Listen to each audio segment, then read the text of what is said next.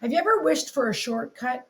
Have you ever wished there was an easier way to get to your goal? Something that worked faster and was just less effort?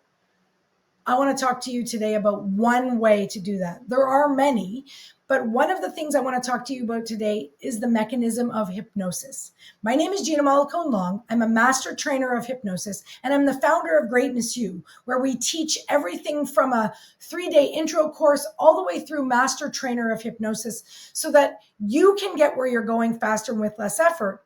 And if you're a coach of some kind, you can learn how to help others do the same thing. So today I want to talk to you about hypnosis. And specifically, I want to address some of the misconceptions, but really some of the real opportunities that you're missing if you don't understand how this technique works. Here are 3 things I'm going to cover in this video. 1, I'm going to teach you the basic mechanism and what hypnosis is. I'm also going to teach you what hypnosis is not, because it is the misconceptions that are preventing you from learning this powerful technique. And then 3, I'm going to teach you how you can even today start using some of the principles to remove the obstacles that are between you and what you want and replace it with new beliefs and new strategies so that you can get your goals faster and with less effort. Now, let's just dive into by starting out by saying what hypnosis is. Hypnosis is a mechanistic model. What does that mean? Well, a mechanistic model is something we use at Greatness U. Maybe it's my background in engineering, but I like mechanistic models because they have steps and they're easy to understand. Now, you might be thinking, well, hypnosis isn't that simple, but it is. See, a mechanistic model is when we take a mechanistic view, something's like a machine, and we apply step-by-step sort of machine principles to try to tinker with some of those variables. So if your mind is a machine, and I'm not saying that you are a machine, but when we made computers, when Carl Pribben and Miller and Galantner, those original computer scientists, made computers, they were using the human brain as the model. So we are mechanistic in nature. So when we take this viewpoint, we can tinker with some of the variables. And hypnosis is a very powerful mechanistic model because it's very few steps, and it allows us to leverage the unique characteristics of the trance state to allow for the inception of new beliefs and ultimately new outcomes. So basically what hypnosis does is it allows us to bypass the part of our mind that is already set up to prevent us, it's already set up to get things a certain way. It allows us to bypass that and install a new belief. Now, I've just said some things that are out there. So let me just share my screen here so that you can understand hypnosis the way I understand it. Okay, so at Greatness U, we have what we call the accelerated change mechanisms of excellence. We have the ACME 7, and they're here in front of you on the screen. Now you'll see hypnosis is number 6. These are the 7 mechanisms that we have found at Greatness U have the most impact in getting you to your results or your clients' results faster and with less effort. And there are 7 of them, and they sort of progress, but they also stand alone. And hypnosis is one such mechanism. Now, one way to think about all of these mechanisms is that essentially, on some level, they all do the same thing. They all help you get where you're going faster and with less effort. Now, they do this by removing obstacles, bypassing obstacles, getting limiting beliefs or negative emotions out of the way, and replacing those thought processes, those neural networks, and all of those things, replacing those with positive beliefs, empowering beliefs, strategies that you need. And it is all done through one of those 7 mechanisms. But the bottom line is to get you from where you are now to your comfort zone, to your ACME, which is the peak of your performance. That's a Greek word for highest point. They're all designed to do that the same way. Now, we're going to talk specifically about hypnosis here because it is one of the oldest. Probably everybody watching this video has heard of it on some level, but I'm willing to bet for sure you have some sort of misconception about it, and I'd like to address it. So the thing to keep in mind here is the basic premise of all of the mechanisms we use at Greatness U is that you have the power to choose what goes on in your model of reality. That is the bottom line. You have the power. And if you are at that sort of cause and effect of your life, then you have the power to create it and you have the power to change it. Now, what do I mean when I say, well, model of reality is very important because everybody assumes that my reality must be reality. It must be reality because I'm experiencing reality. See, above my head, you can see 126 on the chalkboard. It's that important. Let me show you the slide that it came from. So remember I told you about those computer scientists that were modeling the human brain? Well, in 1954, they collected some data. And what they found was that there are millions, billions, even trillions of bits of information available in capital R reality, but that we can't process all 2 million bits of information. We'd burst into flames, right? We're not rated for that. So what they discovered, this is Miller, Pribham, Glantner, et cetera, in 1954, was we could process roughly 126 bits a second. Now, that's important because there are millions, I'm going to argue today, billions and trillions of bits of information, but we're constrained. We're constrained by what our brain can process to the order of magnitude of hundreds. So we go from millions to hundreds, billions to hundreds, trillions to hundreds. Are you starting to see where I'm going with this? So your model of reality is not capital R reality. It is a version, a very, very weak version of reality. And then you call it reality. Now, here's the thing. Once it's in your mind, once you've filtered millions, billions, trillions to hundreds, it's real. And you act like it's real. You behave like it's real and you perform like it's real. So the problem isn't in capital R reality. The problem's in the filter. And one of the ways to bypass this filter is the mechanism of hypnosis. You bypass the normal way of filtering reality and you insert a new way. We call that a suggestion in hypnosis.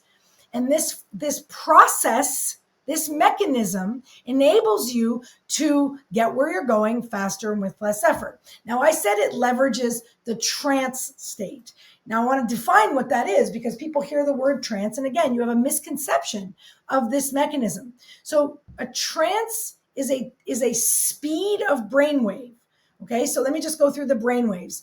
So beta brainwaves are fast brainwaves. They're the brainwaves we use when we're recording a video, when we're getting stuff done, when we're doing our work and getting around in the world. If you slow down, even just daydreaming will slow down your brainwaves. But if you do it on purpose, you slow down to alpha brainwaves. Alpha brainwaves are a little bit more relaxed. And at the slow end of alpha brainwaves, we have what we would call trance. Now, trance is a slow brainwave that starts in slow alpha and continues through theta. And then that delta, which is that brainwave that you have when you are in deep sleep, okay, is a very, very slow brainwave. Now, hypnosis is not being asleep. It's not being totally unconscious. It's in that sweet spot. Now, what we do is we leverage the trance state. When you're in the trance state, you are suggestible. And when you are suggestible, if given the right suggestions, you can bypass the way you filter reality and insert a completely new filter, a new way of looking at reality, so that then when that kicks into play, you get a different result. So let's experience this right now. So I want to give you a chance to experience this right now. It's called The Book and the Balloon. So let me stop sharing for a minute so we can all do this together. So the book and the balloon is a very basic technique that allows you to experience creating reality that's not there right now. This is a fundamental way for you to start to grasp what I mean when I talk about creating a reality that's not there, because it's very difficult for people to understand. They're like, what are you talking about? This is real. Yes, it is. And there are all kinds of combinations of the data that's available that you aren't experiencing because you're just not programmed and set up to look for it, to find it, and to construct it in your mind. So I'm going to give you a chance to experience it. Now, if you do this exactly the way that I describe it, you're going to have that experience. You're going to have that experience of creating a different reality, one that's not based on your filters. And it's profound and it's going to be visceral. And then when you do that, we'll be able to go from that to have you understand a little bit more about what hypnosis is. So this is called the book in the balloon. Now, here's how you get the results from this little demonstration. Number one, you've got to want to experience this alternate reality, this alternative filter. You've got to want to, because if there's no desire, there can be no possibility. And two, you've got to be willing to follow my instructions exactly. Now, some people have trouble with this. So I say, okay, do it like a 5-year-old would do it. If you were giving them instructions and they knew that they, were going to win the prize, how would they do this? If you have desire and you follow instructions like that inner 5-year-old, you're going to experience something profound. Okay, so obviously, if you're driving, you'll need to wait until you're not. But if you're in a room and you can just stand up right where you are, stand up and put your hands out in front of you, just like I am, and turn one hand palm up. Okay, so you got one hand palm down, one hand palm up, and do exactly what I say. Now, on the hand that's palm up, I want you to imagine in your mind, so you're probably going to want to close your eyes. Imagine in your mind, I drop a big giant dictionary, a big giant encyclopedia on the hand that's palm up. What would happen if you really imagine that heavy dictionary? And at the same time, on the hand that's facing palm down, I tie 3 red giant helium balloons, big ones, a couple meters across in diameter.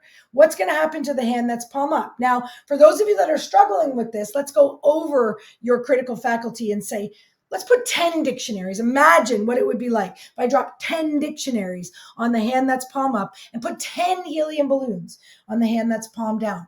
And keep imagining in your mind, and what would happen if you imagine in your mind what would happen to your hands, and have a look.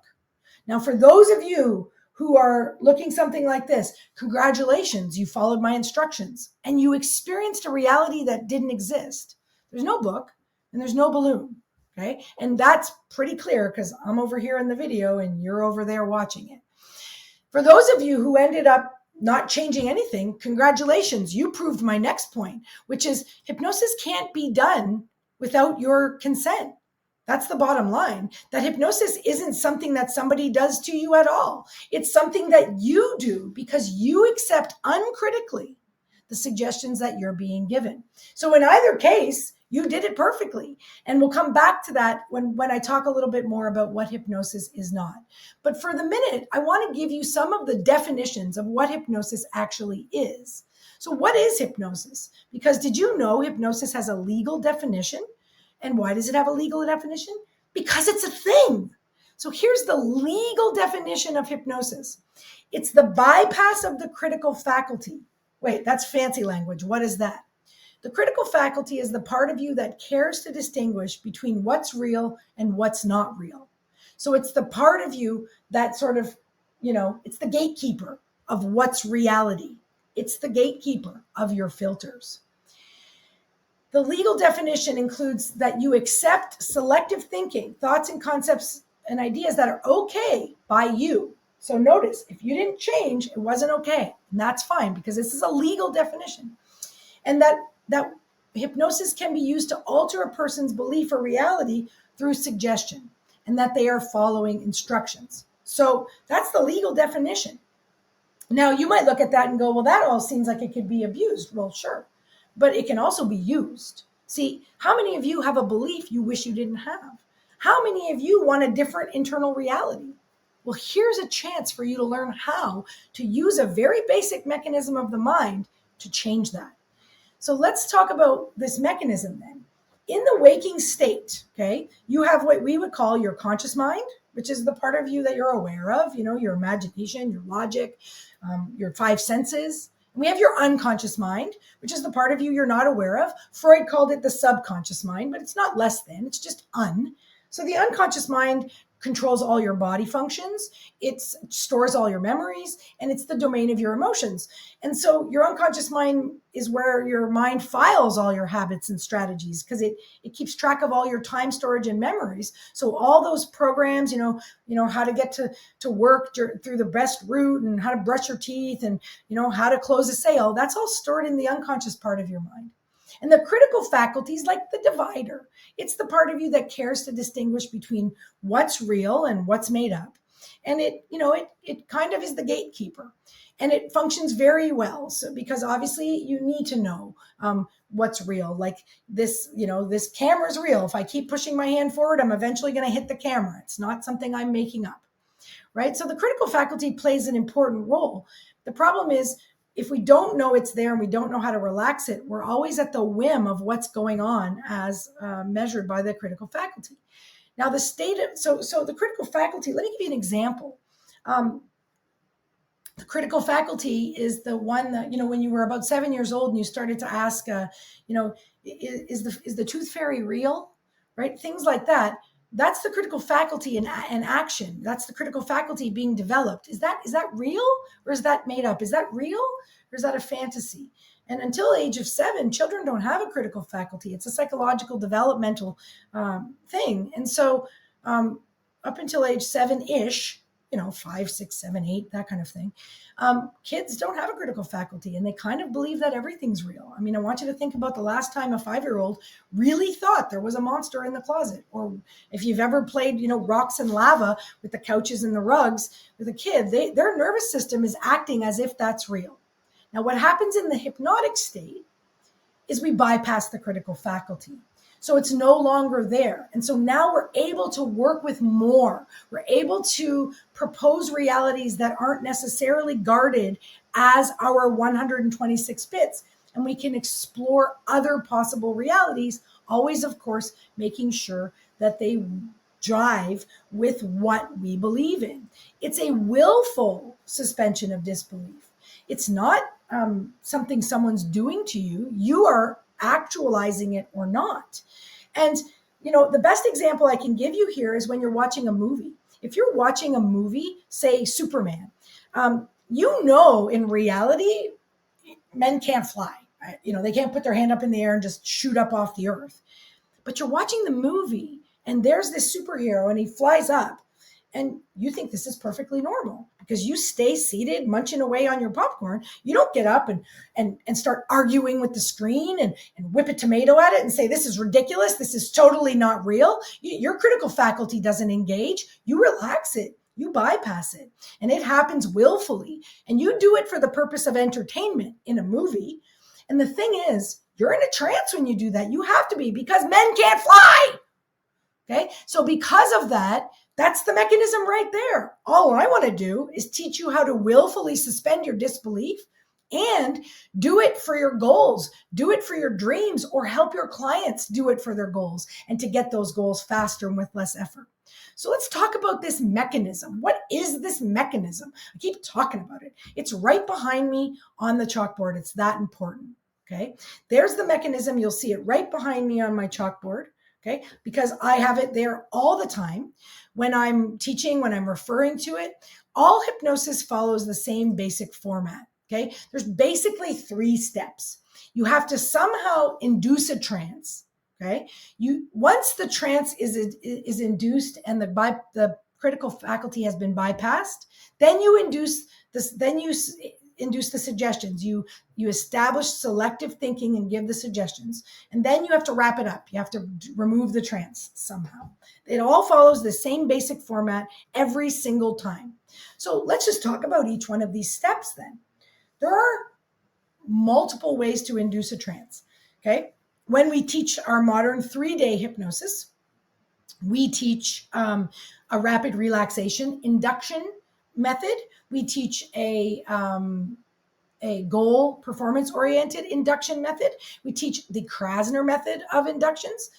And all of them do the same thing. They induce a trance. What they do is they cause the participant's brain to slow down by using different scripts and different directives to establish that trance state. Once it's been established, then we give suggestions. And the suggestions could be in that 3-day hypnosis training, could be to do with performance enhancement, getting your goals, or stress reduction, or weight loss, or quitting smoking or vaping, or bad habits like that. So we give the suggestions which are, positive and in the present tense and towards the goal that the participant has. We give those suggestions when that trance state has been established. And when we're done, we remove the trance. Some people count backwards, some count forwards, some use imagery, and we remove the trance. And this is all hypnosis. At our NLP Coach 6-in-1, we teach Ericksonian hypnosis. That's a different type of induction technique. And then we give different suggestions because the purpose of that training is a little bit more focused on working on your goals and helping others.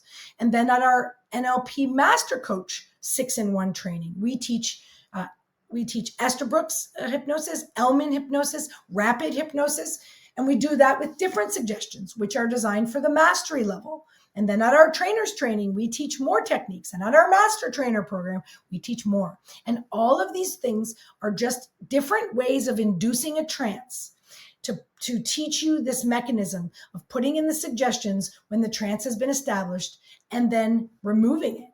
That's it. That's the whole thing. And I have a question for you. What would you do if you knew you could succeed? What would you do? And why wouldn't you learn how to make suggestions for yourself that could be established once the trance has been established, that could be planted, incepted underneath what already exists in your model of reality so that you'd have a better chance of getting your results faster and with less effort? When making suggestions for yourself, we always say, state it in the positive, be specific, and realistic is a touchy one, but reach beyond where you're currently at, but keep it within the realm of what could be possible, in the time frame you've given it. Be repetitive and use present tense verbs. These are the basic fundamentals of suggestions as outlined by Krasner in his book, The Wizard Within. And we use them as guidelines for us because they really help us to help people. Now, you've heard Napoleon Hill say, whatever the mind of man can conceive, it can achieve. That's bottom line. So what we're doing here is we're teaching you the mechanism. Now, you might be wondering, well, why have I heard such weird things about hypnosis? Well, because of the misconception, right? Here, hypnosis is not sleep. It is not when you are sound asleep. It is not unconsciousness or being gullible or weak-minded or controlled by someone else. Not at all. In fact, hypnosis is the following of instructions when you decide that's what you want. This is my most famous slide. If someone doesn't want to change, there's nothing you can do. Nothing. But when someone wants to change, there's nothing you can do to stop them. So where does it all come from? Well, here's the thing I want to suggest to you. Establishing a trance is easier than you think, right? Sure, if I use an induction technique, I can establish a trance formally and with intention, but there are multiple ways that we can induce a trance in the human body. And a television screen is a perfect example. When you take a picture of a TV screen and it kind of is got all pixelated, that's because there's a flash rate. Now, we don't normally see this flash rate because our brain smooths it out for us to make it a more comfortable experience, but our brain is still experiencing this flash rate. And the thing about the flash rate is it induces a trance. So imagine now your TV induces a trance. And then you're watching a show. And while you're in that trance state, a suggestion is made to buy this product or that product. I bet you didn't know all advertising was based on the concept of hypnosis. It was leveraging the mechanism of hypnosis. Now, again, if you're not in the market for this product or that product, you might not even notice the advertising. But if you are, or if you're enticed into it, and then the suggestion is made, maybe that's the product for you. So advertising is based on this concept of hypnosis. Not bad. It just is. This is the mechanism, and we're just using it. You don't have to accept it. You didn't have to do anything in this demonstration. So when I sit down and watch TV, I just say, I'm not accepting any advertising today. Now, this can also happen in a movie. Another way to quickly establish a trance is to show a man, shooting up off the earth and flying into the sky. You relax the critical faculty when that happens, and that's the perfect time for a product placement. Now, I worked in advertising. I love making commercials. I love buying things. So I don't see this as necessarily a bad thing. It's an application of a very basic mechanism used to help the world, move forward faster and with less effort. I'm teaching it to you because some of these sort of misconceptions about hypnosis have been preventing you from accessing it.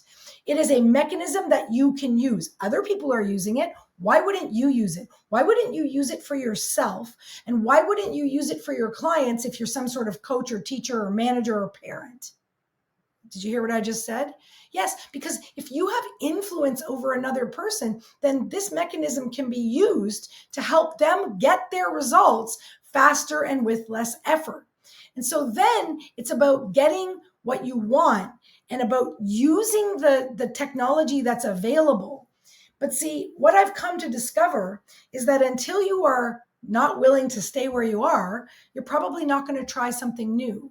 And so what I want to give you is this idea that you can actually impact your model of reality. You can change your beliefs. You can give yourself different suggestions, remove obstacles, and implant empowering ones. You can do it, but you've got to want to. And this is one mechanism, and this is one of the mechanisms that we teach. Now, all of the mechanisms that we teach at Greatness U, all 7 of them, right, that help you get where you're going faster and with less effort, they all do this. On some level, they all help you understand how to remove the obstacle that's preventing you and insert the new belief or strategy that will empower you to get where you're going faster and with less effort. All 7 of them do it, and they do it in slightly different ways.